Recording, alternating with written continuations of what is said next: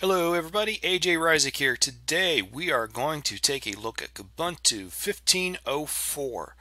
Now, what I'm running right here is the Beta 2, and I've updated to get it as up to date as possible. And seeing as how right now, at the time of recording, we're roughly about a week and a half away from final release.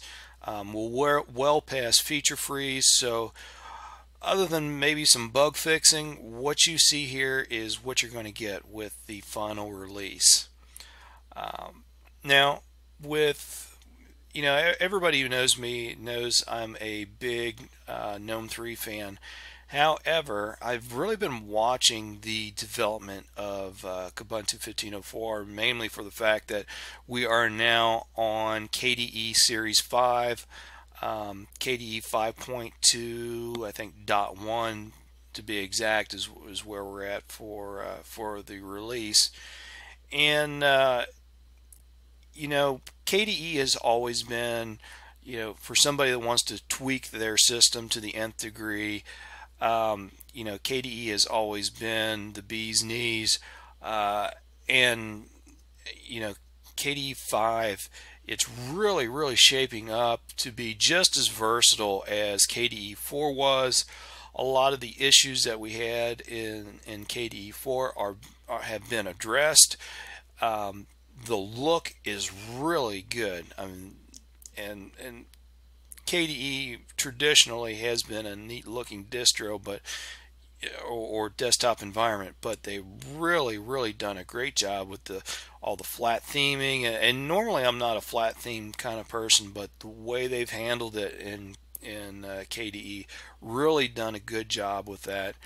And coming into it with how into this review with how new KDE 5 the whole series is, I was expecting a lot of bugs, a lot of glitches, and there have been some, but everything is running fairly stable.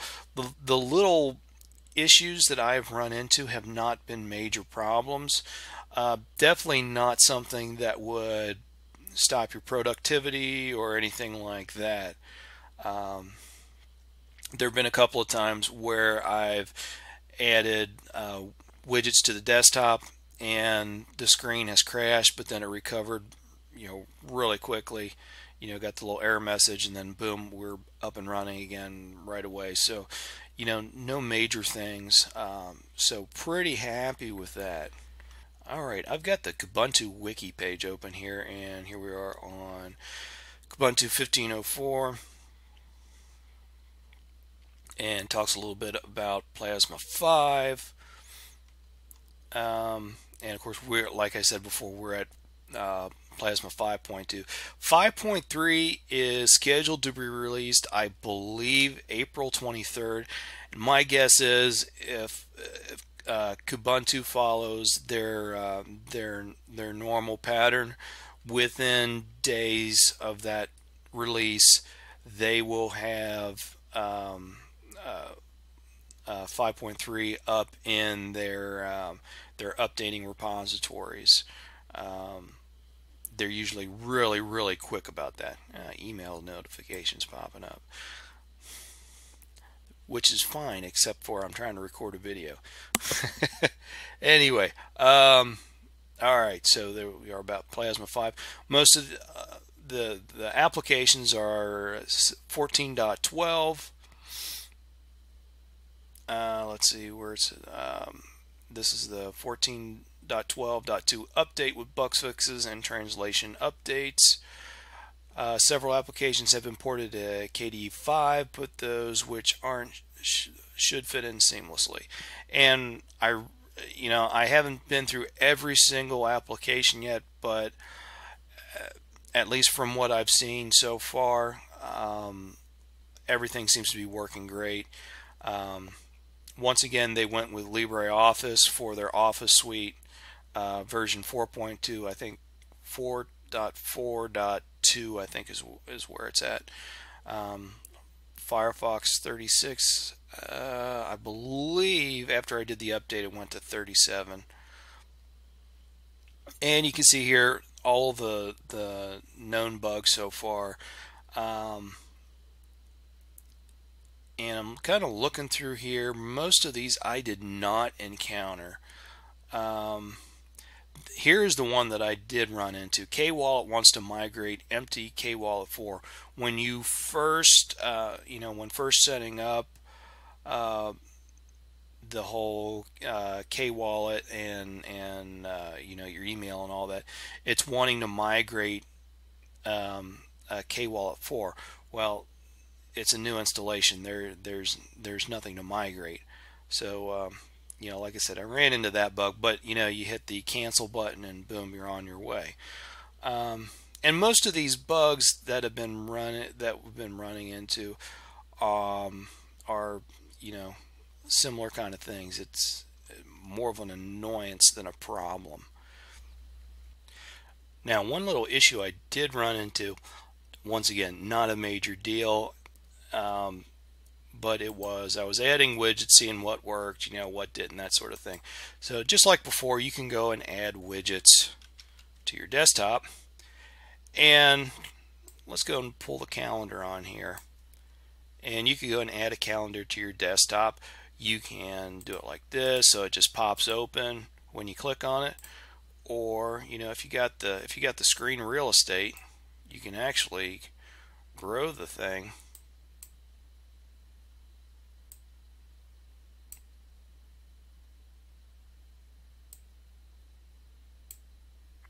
And there you see you get the whole monthly calendar in there. However, it is not syncing with my Google Calendar, which I had already set up in the regular you know not Kmail, but the Personal Information Manager. Let me go and drag this over here, and you can see it's everything showing up in here, but in the widget it wasn't showing up. Well, after doing a little digging, I found in Plasma 5.2 notes, let me find it, down here, missing features, I think it was. Yeah, no holidays or calendar events displayed in the Plasma calendar. It's still awaiting KDE PIM libraries to port to KDE 5. So it's not necessarily that it's glitching. It's just that that feature hasn't been added yet, and it's a feature that you had back in KDE 4. As far as applications go, we are pretty much in line with what we've seen the past few versions of Kubuntu.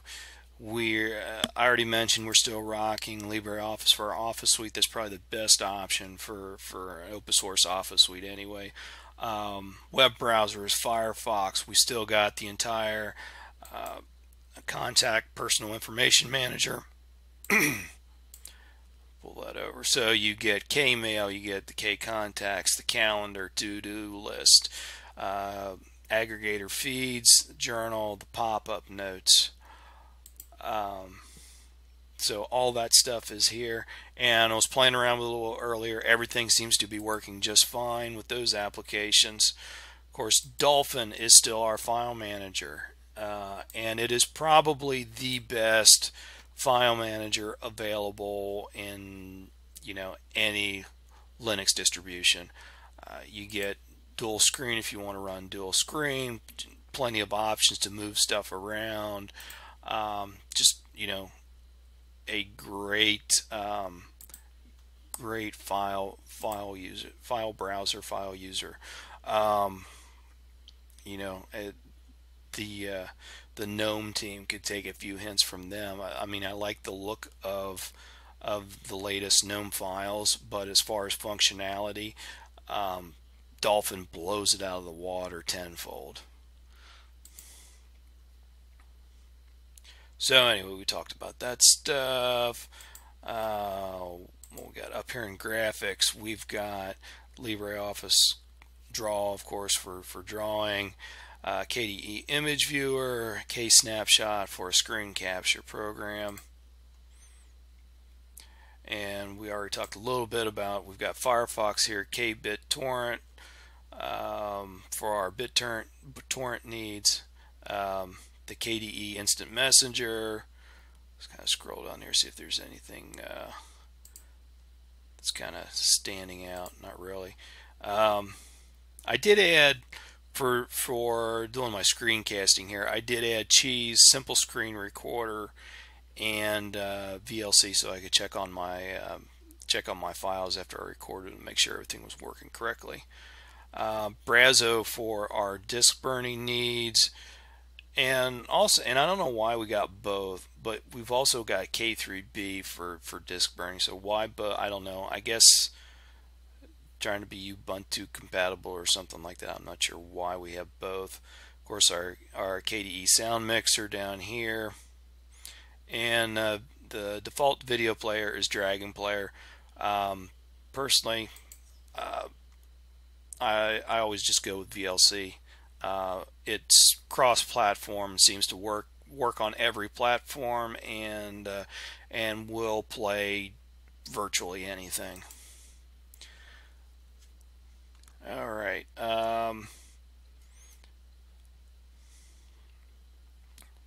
We've got our KDE Partition Manager here. Of course, we still use the Muon Software Center, and as critical as I've been about like the Ubuntu Software Center, the Muon Software Center is much better. Easy to work with. You click on a category, you can scroll through what's available, and installing stuff is very easy as well.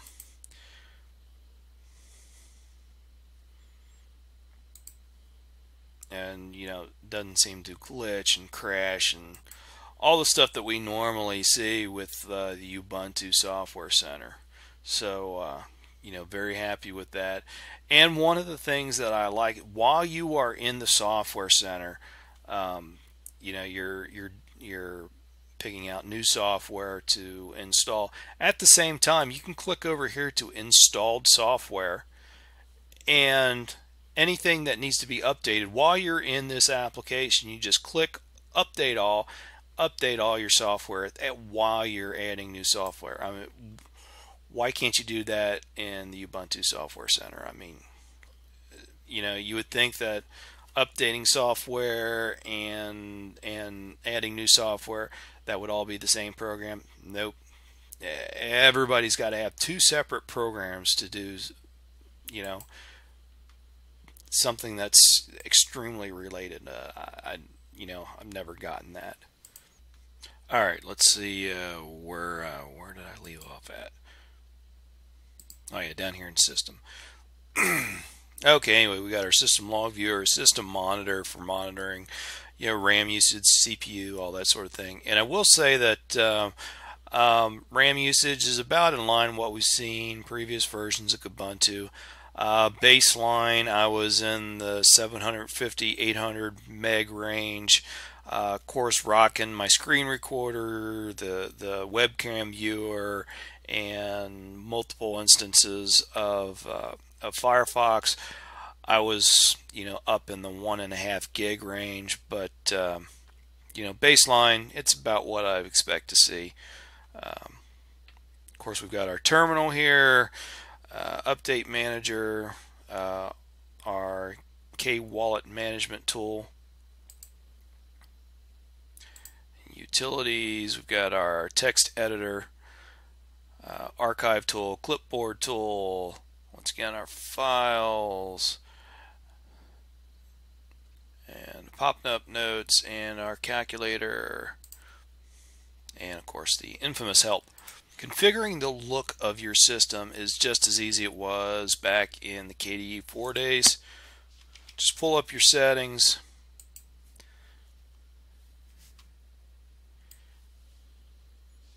and while the look here is a little different from back in KDE 4, layout is essentially the same, so you should find yourself right at home here.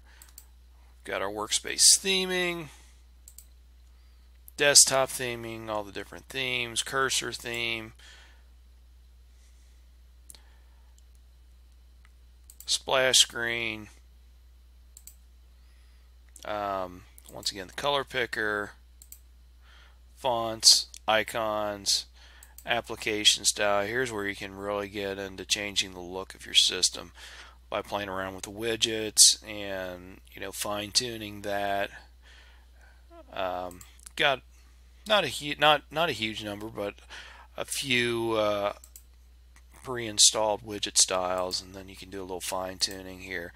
Same thing with window decorations. Once again, we don't have a whole lot installed, and part of that is that there's just not a whole lot that is available for the KDE 5 series. However, it's the styling, it's growing by the day. We've got our desktop behavior window.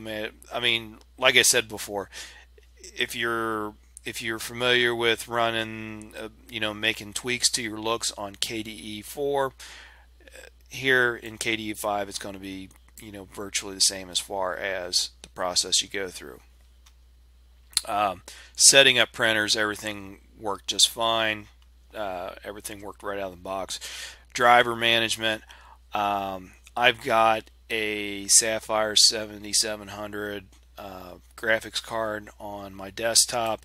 Was able to install the proprietary ADM or AM, sorry, yeah, not ADM, AMD graphics driver, the Catalyst driver. Was able to set that up, and no problems at all. As before, you can right click on your desktop and you can go and add widgets, add a new panel, and go to activities, go to desktop settings. So if you want to go and change your wallpapers, you can do that from here. And at least here in the beta, we've only got this one default wallpaper, but of course, just like in previous versions, you can do the download wallpaper and download a variety of different wallpapers right from here and then use those. I think all in all, Kubuntu 15.04 is looking really good. Now, I've said it on a lot of occasions, I am a Gnome 3 person. That is how I am most productive on my desktop. However, being that not necessarily just Kubuntu, but KDE in general is so customizable, I've got a little project I'm going to try, and assuming that it works, I'm going to, I'll do a video on it showing what I did. And essentially what I'm going to try to do is recreate how the Gnome desktop works within KDE. Now, I'm not necessarily after copying the looks, because I think that the look that we got here is good. I mean, a little tweaking here and there. I definitely don't like that wallpaper, but not talking about looks, I'm talking about functionality. I am very used to, hitting that window key and, and being able to pull up all my running applications, select one, and then also seeing, all of my open workspaces, and being able to type away and select a application in that method. I'm going to try to recreate all of that functionality that I like from within the Gnome 3 desktop. Whether I'll be able to pull it off or not, I don't know, but we shall see.